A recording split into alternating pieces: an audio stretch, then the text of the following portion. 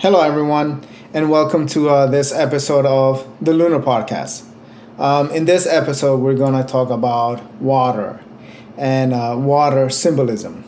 Um, in all mythologies from all across the world, we always find stories about water. Noah's Ark, Jesus walking on water.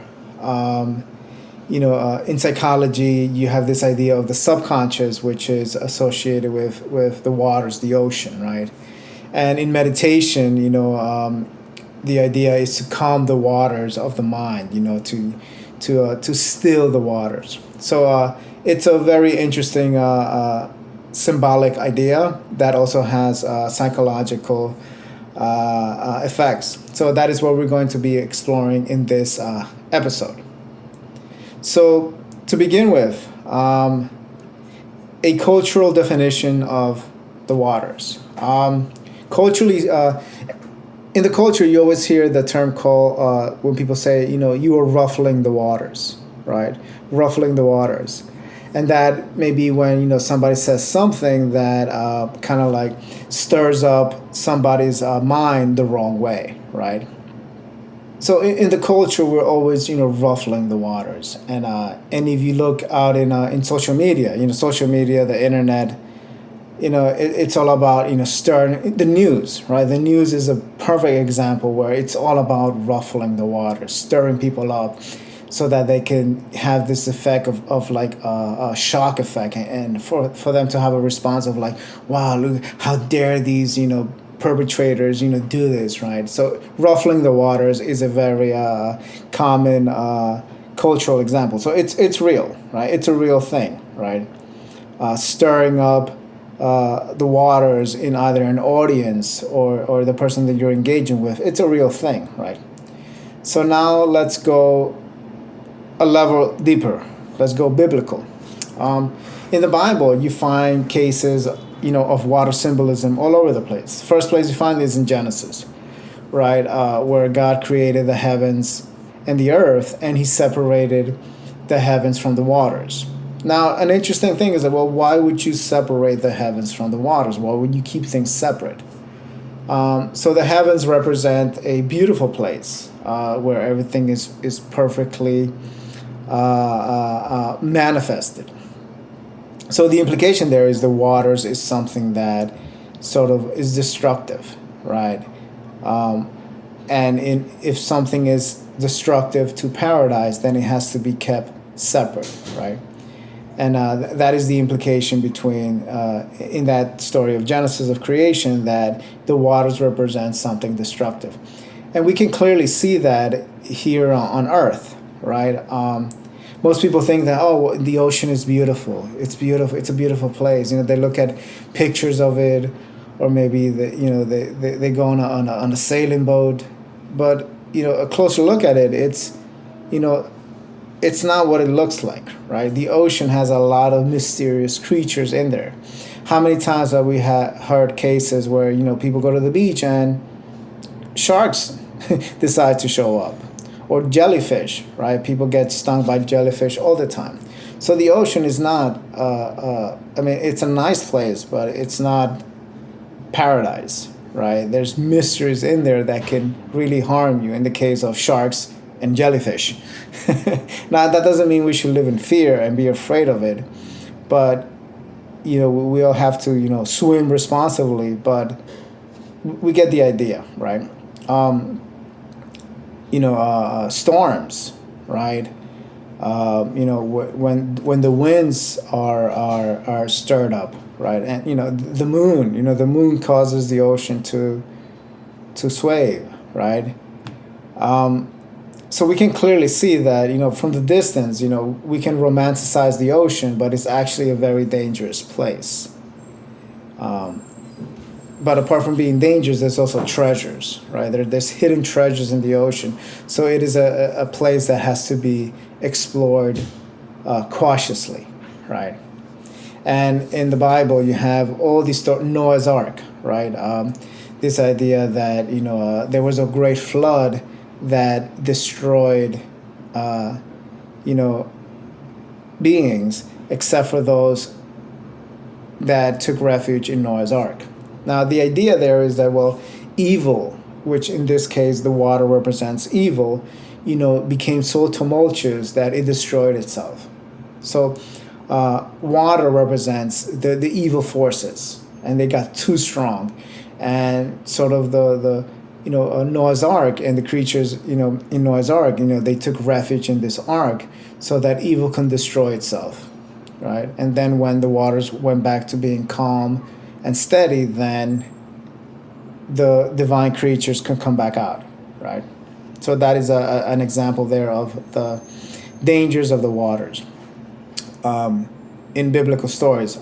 A few more biblical stories. You have the story of Jesus and his disciples in the boat, right? Where there is a storm, and Jesus decides to take a nap, right? And his disciples are like, "Hey, dude, we're about to die here, and you're over there just taking a nap. Something's not right here."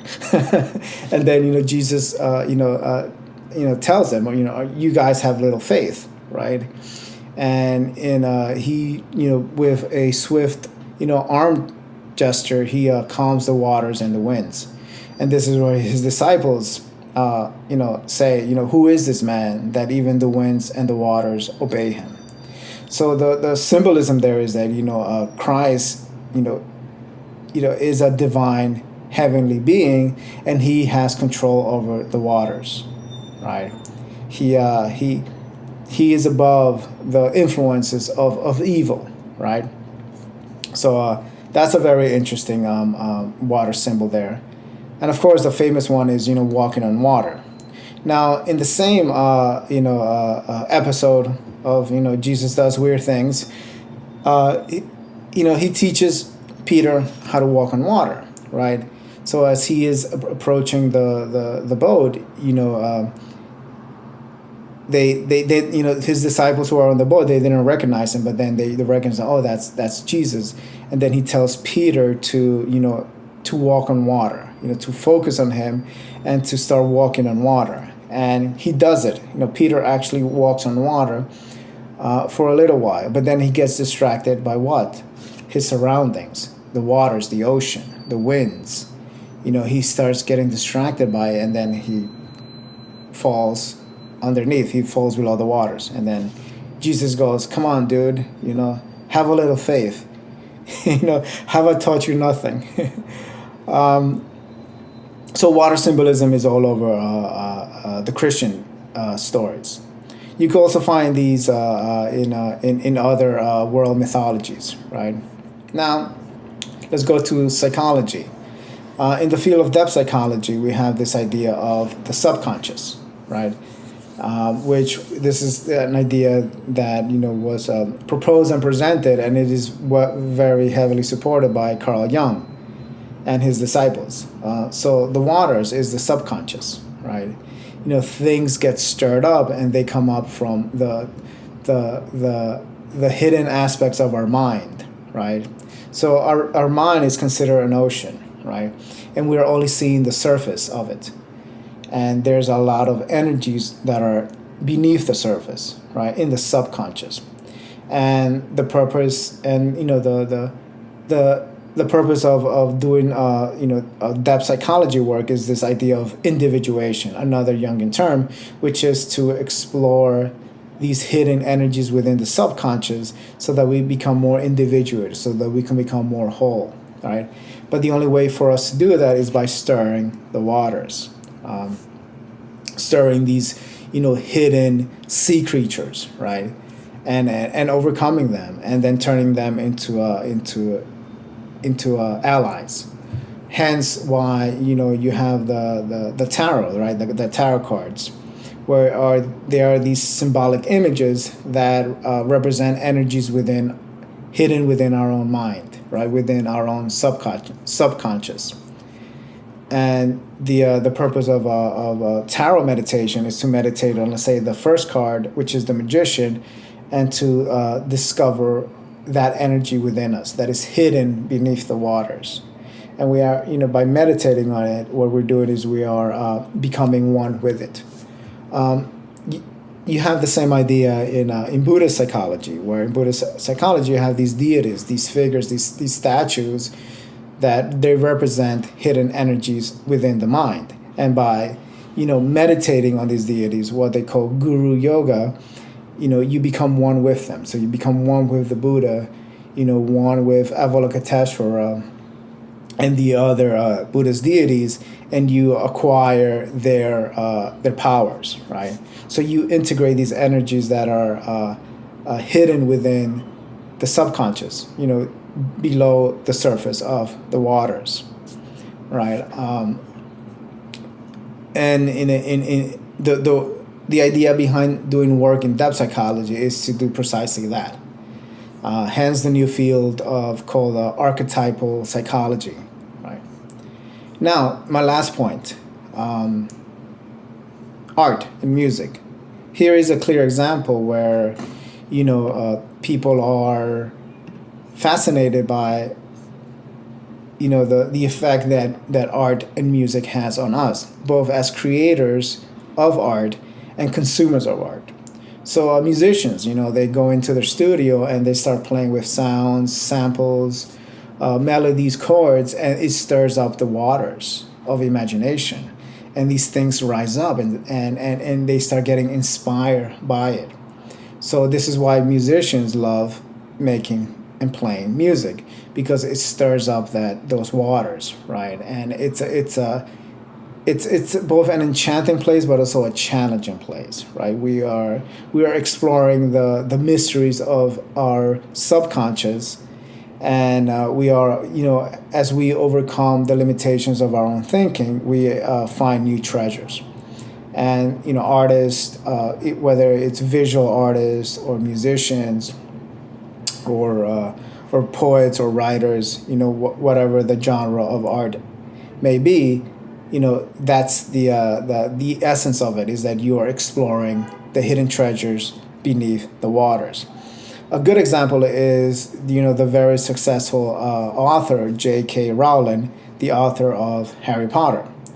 In one of her interviews, she says that her writing, she gave some of her writing tricks, and one of them is that she has this idea of the lake and the shed. So the lake is the waters, and that is where all her ideas come from. So what she does is that she gets all her ideas from the bottom of a lake, right, from beneath the waters. And as these ideas come up, like fish, right, so she's fishing for these ideas at the bottom of the lake. And once these ideas, come to the surface, and she gets them, she somehow she attracts them. The next step for her is to take them into what she calls her shed, where she crafts these ideas. So in her case is the writing studio, the writing desk. So she takes these ideas and then she prepares them like a chef, preparing a fish, right? So she takes these ideas that she gets from the bottom of the lake, and she turns them into characters, into plots, into stories.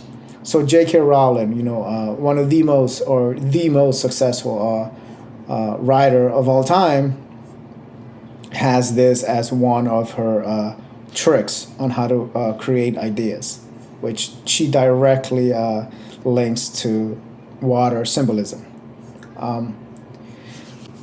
And then you have the consumers, the consumers of arts, people who just don't understand the mystery of writing, tales like Harry Potter or Lord of the Rings or any other popular story, but nevertheless, as they are, inviting these stories into their minds, it stirs up the waters in a very interesting way, where they themselves, are going through that adventure. So people who love literature, who love reading, fairy tales or even fantasies, this is what these works of literature do: is they stir up the waters, and they reveal something to them, right? In music, the music is a very clear example, where you go to a venue, and particularly a rock band that just pours their heart and soul and demons out, and people resonate with that, right? People love it, right?